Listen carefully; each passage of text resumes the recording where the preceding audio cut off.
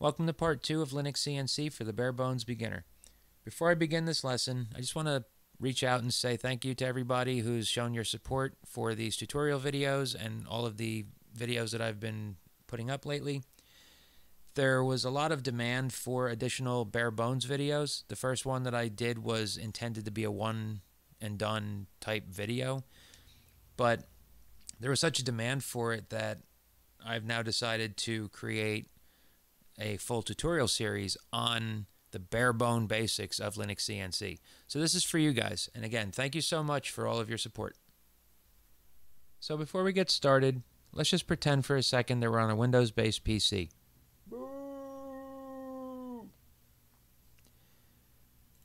If we go to our web browser and we go to linuxcnc.org/downloads, the very first link on this page is for downloading the Debian 10 Buster Preempt RT ISO image.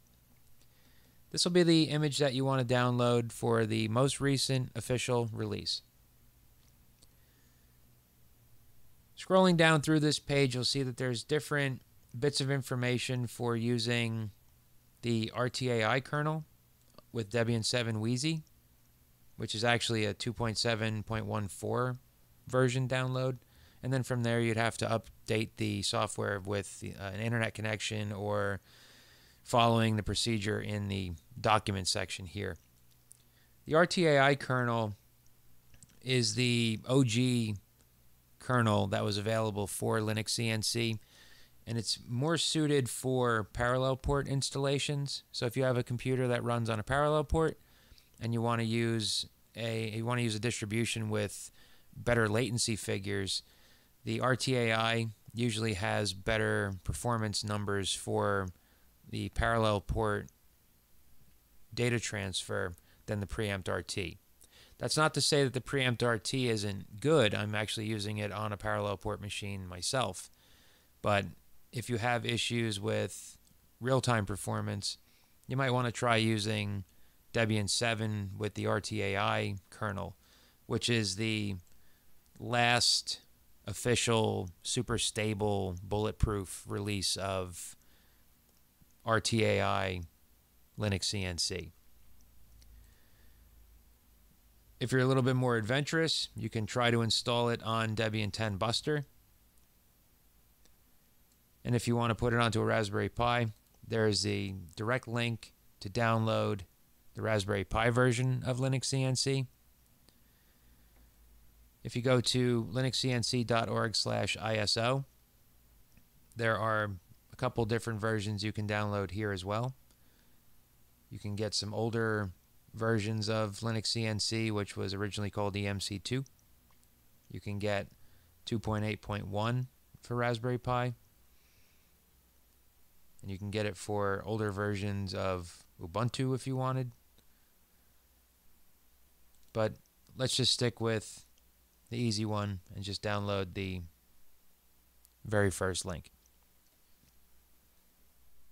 Once we've downloaded our ISO image, we can go to rufus.ie and download the Rufus utility to create a USB boot drive with the ISO image that we've just downloaded. The device is the USB drive that we want to burn the image to. The boot selection is the ISO image that we've just downloaded. The rest of the settings are pretty much a default. Under the advanced properties, there's a checkbox for using a fix for old BIOS. I usually check that because that seems to work better than not selecting it, especially for older computers. I've had two computers that when I plug the USB stick into without using the old BIOS fix, all I get is a blinking cursor and Linux never runs. So by choosing that, it seems to be a little bit more effective. So once you've downloaded and burned the ISO image using Rufus, you'll then have a USB stick that you can use to view the Linux environment with a live boot. So what you'll do is reboot your computer, enter the computer setup, change your boot sequence to use the USB stick as the first boot in the sequence. And most of the time, your computer will load off of the USB stick. There are a couple of times where I've done that and the bootloader skips over the USB stick and goes right into Windows. And to fix that, in the BIOS configuration under the boot sequence, I just disabled all of the hard drives or any of the drives that were available, and the only thing that I set to boot was the USB stick. And when that didn't work on my Dell Vostro, I booted the computer and I just kept hitting the F10 key, which brought me to the boot screen, and I was able to manually choose the USB stick that I wanted to boot from. So there's a couple of ways that you may have to go about booting off of the USB drive. Once you get into the menu for the live boot, there's a couple of different options. There's some live boot options, then there's a graphic installer, and then under the graphic installer, what you'll want to do is you'll want to go into that and just follow the sequence. There are selections for automatic installation, which will format your entire hard drive. I like to use separate partitions on my hard drive. I'll use Windows on one partition, and I'll use LinuxCNC on the other partition. So what I'll do before I run the live boot is I'll go into my Windows disk utility, and I'll create a separate partition using the shrink volume setting inside of Windows. Once I have that empty volume, I go into my graphic installer, follow the prompts, I select manual installation, and then from there I can choose the partition that I want to install on, and pretty much everything else kind of sets itself up for you. There is a bootable, there is a boot section option that they ask you for, and all you want to do in that boot section is select the /. You'll see what I mean when you run the installer. So now that we've gotten that out of the way, let's say that we've installed Linux, we've booted up to it, and now we're ready to begin.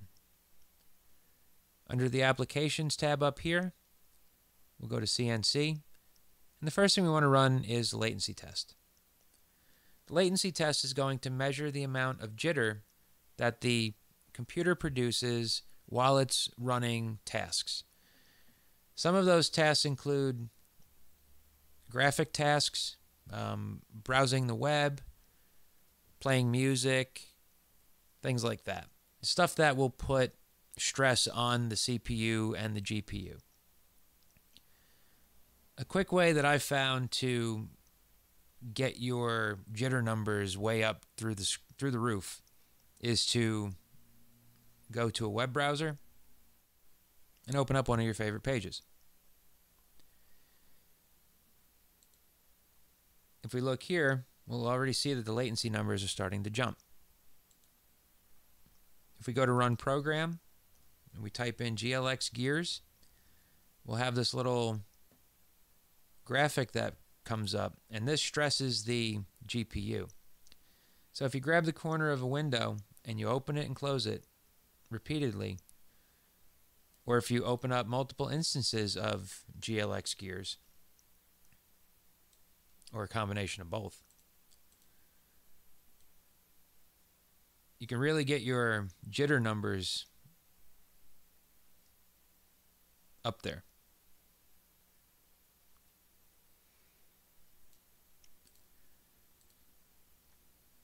So right now we'll see that my servo thread is 59,344 and my base thread is 77,621. We have to remember those numbers because we'll have to make some adjustments if we're running parallel port to our base thread number when we set up for our stepper configuration with the parallel port. So the quick, cheap, and easy way to get your performance figures a little bit better is to go to Applications, and then under Development, usually the Debian 10 version of software comes with this program called Genie. If you have Mousepad, you can use that as well. Text editor, you can use that. If you want to install any of these programs, you can go to the Synaptic Package Manager. Open that up. Do a search up in the corner here for Mousepad in this case. And if you don't have it installed, it will look through the repositories that are set up in Settings Repositories. It'll look through the repositories to see if there's a version of Mousepad that you can install. If we take a look at my repositories,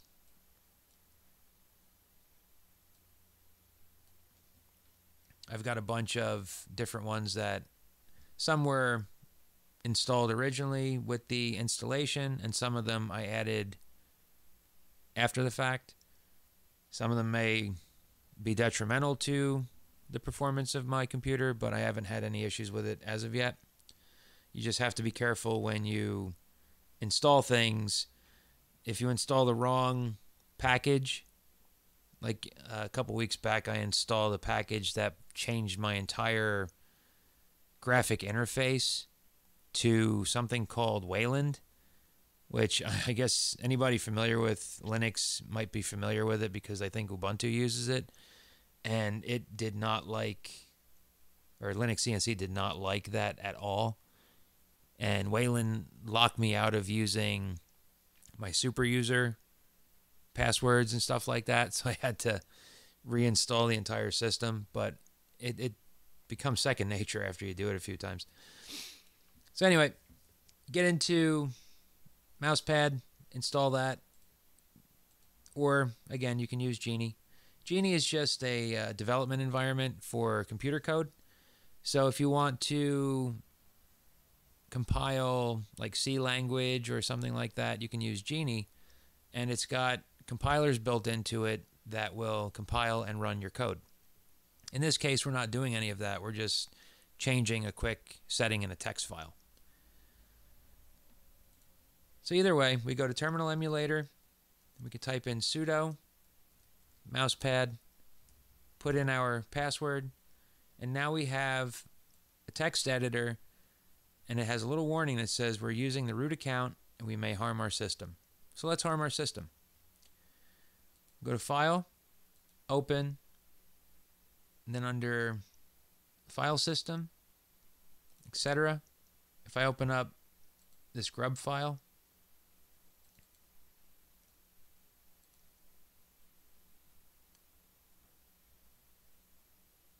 under the command line Linux default, if I put in comma ISO CP or ISO L CPUs equals, in my case, 1, because I have a dual core processor on this computer, this will basically lock out the second core of my system and only use one thread of the processor to run all of my programs, which has a positive effect on my real-time performance. So I'll save that. I'll reboot my computer, and I'll come back and show you the difference in performance numbers.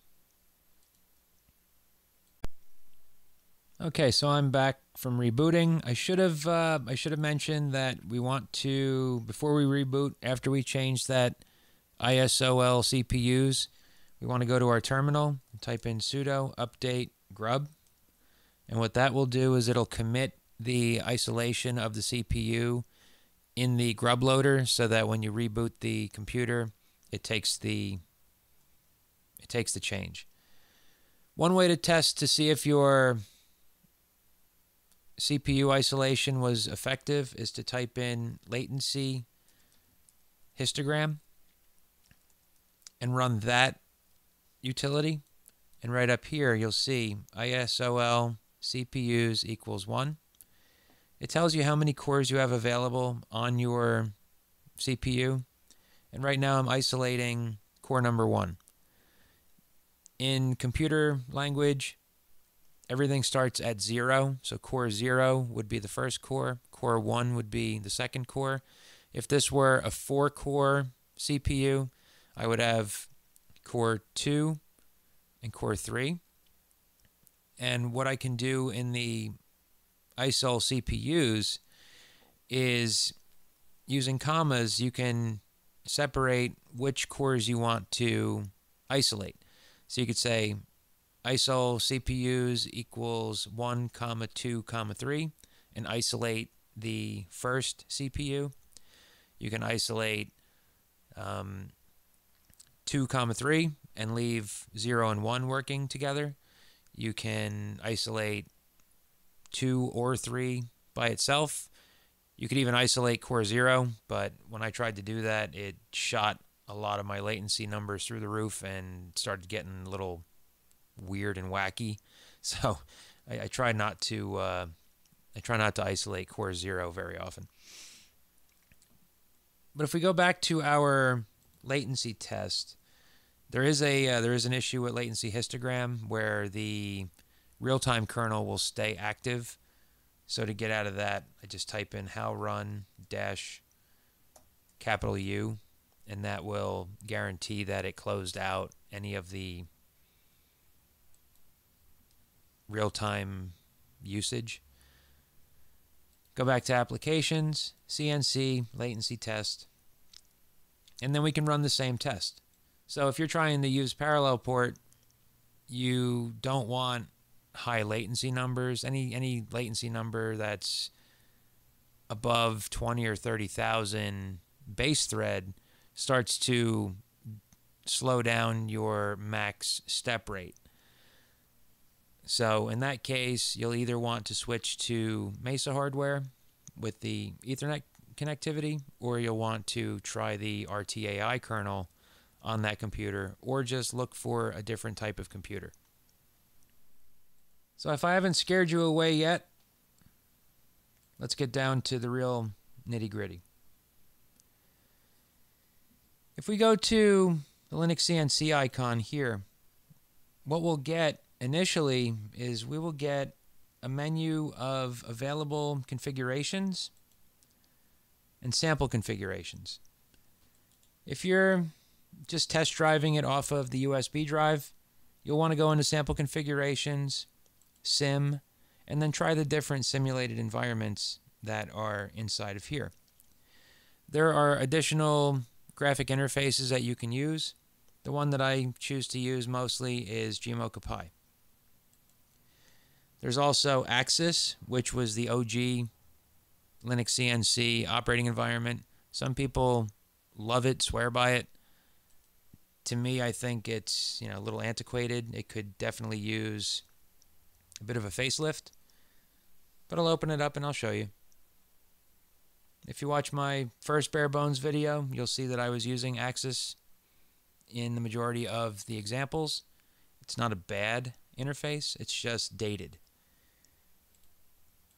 The simulated environments allow you to enable the machine. They allow you to jog the machine around, theoretically, because we're not actually running a machine. We can run MDI commands.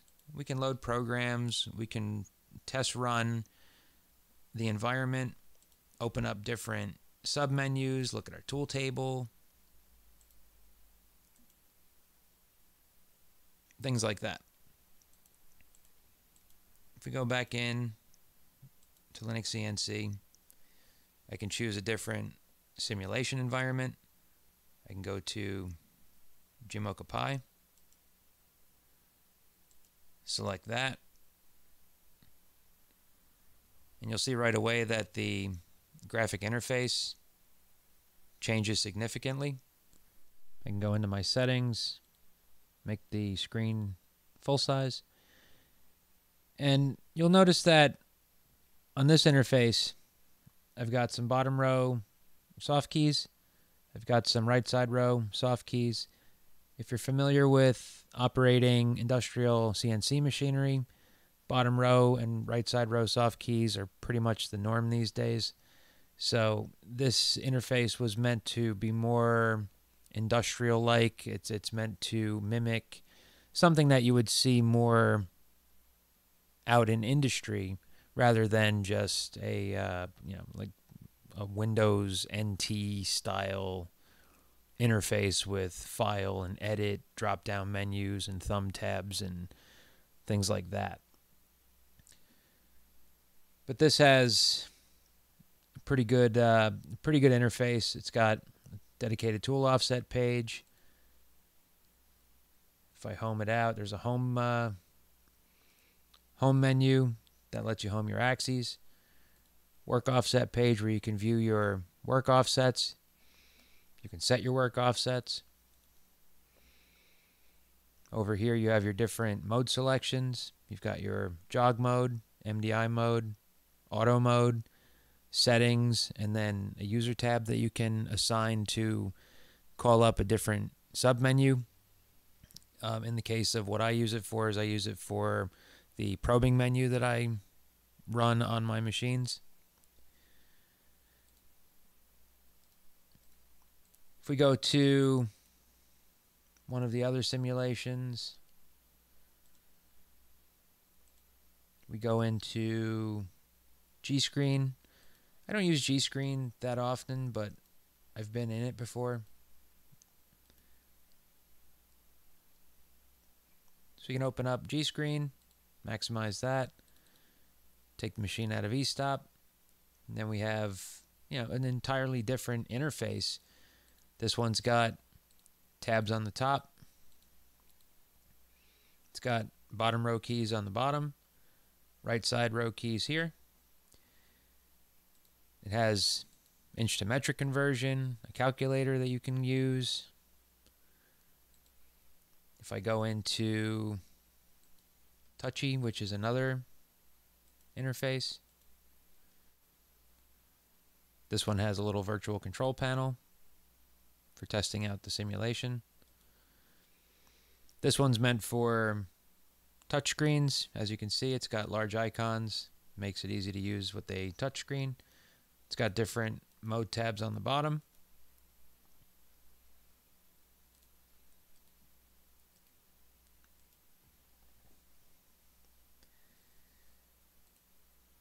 Then we get into some of the newer fancy schmancy ones.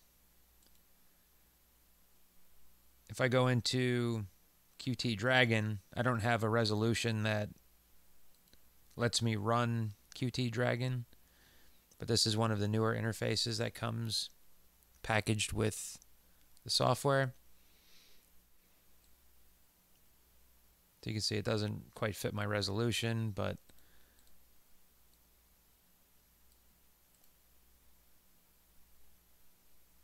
I can move the machine around here. This one actually has the jog buttons over here laid out in a way that makes it a little bit more user-friendly. You've got a slider here for your jog overrides. You've got your mode selections here. So this looks even more like an industrial control panel because you've got the buttons with little LEDs in the corner and things like that. So just the basic interfaces that come with LinuxCNC pretty much lend themselves to any type of user that would be fresh to LinuxCNC. Like I said, a lot of people use the Asus interface. It's very simplistic. You can do a lot with it. You can add a lot of little sub panels and things like that using either the Pi VCP or Glade VCP. Those are two ways that you can create little sub panels like we saw on the one interface. But ultimately, there are probably a couple of dozen interfaces, both packaged and available online. One of the more popular ones right now being Probe Basic, and I'll show you that real quick. But you can see that it's got a nice layout. If I drag it up to here, try to blow it up for you. It's got a nice layout to it. It's got the program in the left-hand corner. It's got your graphics screen here. It's got a whole bunch of different sliders and buttons and overrides and things that you can use. There's also a built-in automatic tool changer menu with a little simulated graphic of an ATC carousel. There is a conversational programming coming soon from what I understand. There's a full probing package built into the GUI. So you can load LinuxCNC, you can load this Probe Basic interface, and you can hook up a probe to your machine and you can start measuring your parts with a touch sensor right away. So you can see that there's a lot of power in LinuxCNC just from the just from the bare bones basics. You load LinuxCNC, you follow a couple of steps to install the user interface, and now you've got probing. On an industrial machine, if you wanted probing, the probe alone will cost you $5,000 to $10,000, and then you have to buy skip signal options, and you have to have the probe installed. On a LinuxCNC machine, it already has probing availability via one of the inputs on your breakout board, and you can buy an eBay probe. I have one from Crafty CNC. I paid $120 for it, something like that. And for a home gamer, perfect little piece of equipment. So this is the conclusion of this first video. I do apologize. It's very much like the very first bare bones video, but it's a little bit more in depth as far as the navigating to download the version of LinuxCNC, as well as the available interfaces and things like that. But I do realize it's a little similar to the first video, but I promise you the upcoming videos will not be a rehash of the first one. The next video coming up will be stepping through the configuration wizards. I'm going to do the step conf wizard next, and then after that will be the PNC conf wizard. And then from there, I'm going to go into the configuration folders, and we're going to go through all of the different files that are created when we load up a new LinuxCNC configuration. So stay tuned. Thanks for watching. Please be sure to like and subscribe, and we will see you soon.